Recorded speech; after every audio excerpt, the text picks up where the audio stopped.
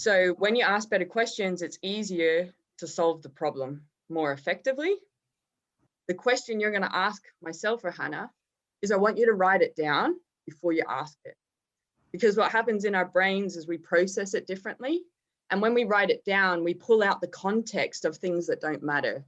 We've got this painful stakeholder, or it's always been done this way. So all of that stuff, the fluff that really doesn't help us move forward, can actually be removed when we write it down and reframe the problem that we're trying to solve.